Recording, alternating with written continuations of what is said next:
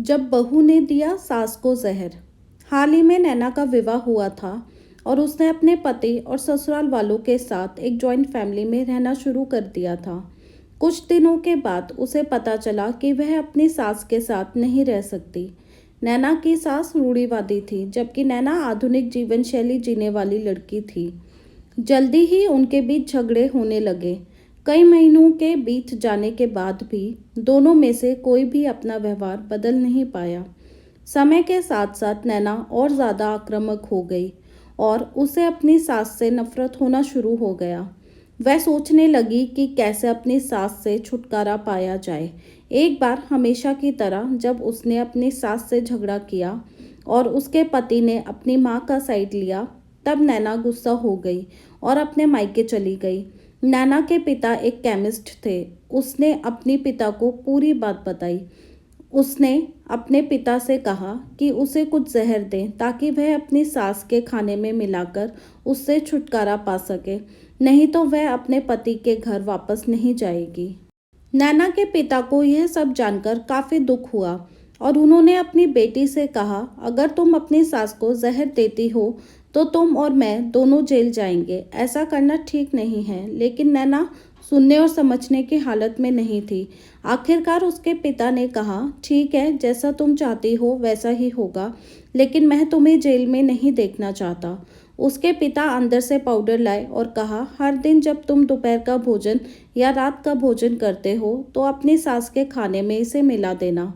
इससे धीरे धीरे कुछ महीनों में वो मर जाएंगी और लोग सोचेंगे कि वह प्राकृतिक रूप से मरी हैं। उन्होंने यह भी कहा, क्योंकि किसी को भी तुम पर शक नहीं होना चाहिए, इसीलिए आज से तुम अपनी सास के साथ नहीं लड़ोगी, बल्कि तुम उनकी देखभाल करोगी। भले ही वो कुछ भी कहें, तुम गुस्से से बात नहीं करोगी और हमेशा शांत रहोगी। नैना सहमत हो गई और अपने ससुराल वापस आ गई और अपने पिता की सलाह के अनुसार उसने अपनी सास के खाने में पाउडर मिक्स करना शुरू कर दिया और बड़े ही प्यार के साथ बात करना शुरू कर दिया। समय बीतने के साथ साथ नैना की सास का नेचर भी बदलना शुरू हो गया, क्योंकि नैना अब अपनी सास की बहुत देखभाल करने लगी थी। इसीलिए उसकी सास भी उसके प्रति विनम्र होने लगी और प्यार से बात करने लगी। 5 महीने बीत गए और नैना खाने में पाउडर मिक्स कर रही थी, लेकिन अब घर का वातावरण बदल गया।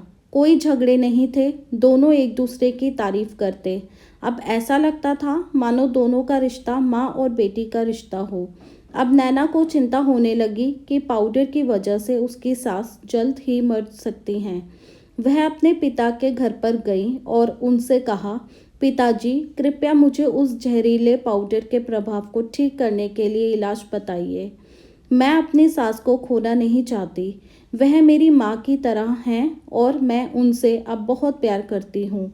उसके पिता मुस्कुराए और कहा, कौन सा जहर? मैंने तुम्हें बस एक स्वीटनर दिया था। नैना हैरान थी और उसने अपने पिता से पूछा कि उन्होंने ऐसा क्यों किया। पिता ने कहा, बेटा, अगर तुम किसी दूसरे इंसान से प्यार चाहते हो तो तुम्हें भी उसे प्यार देना होगा। रिश्ते एक गाड़ी की तरह होते हैं और हम उन पर लगे पहियों की तरह। जब तक सभी पहिए ठीक से आगे नहीं बढ़ेंगे, तब तक गाड़ी ठीक से नहीं चल सकती। इसी बात का एहसास दिलाने के लिए मैंने ऐसा किया और तुम्हें अपनी सास के प्रति नम्र रहने को कहा। तुम्हारी अच्छाई देखकर उन्होंने भी अपने आप को बदला और तुम्हें समझना शुरू किया। तुम दोनों ने एक दूसरे के लिए अपने आप को बदला। यही कारण है कि तुम अपनी सास के लिए आज मेरे पास भागते हुए आई हो। सास बहू के झगड़ों का समाधान हर इंसान अपनी परिस्थितियों का शिकार होता है। यह अक्सर कई मतभेदों को जन्म दे सकता है। हालांकि हमें एक दूसरे को समझने की कोशिश करनी चाहिए और एक दूसरे के साथ एक स्वस्थ संबंध बनाने के लिए थोड़ा अपने आप को भी बदलना चाहिए। और जब इस तरह के मतभेद रिश्तों के बीच उठते हैं तो उनके प्रियजनों का कर्तव्य है कि वह उन्हें शांत रखें और सही रास्ते की ओर मार्गदर्शन करें। अगर ये कहानी पसंद आई है तो लाइक, शेयर, सब्सक्राइब करें और इस कहानी को लेकर आपकी क्या राय है हमें कमेंट सेक्शन में लिखकर ज़रूर बताएं।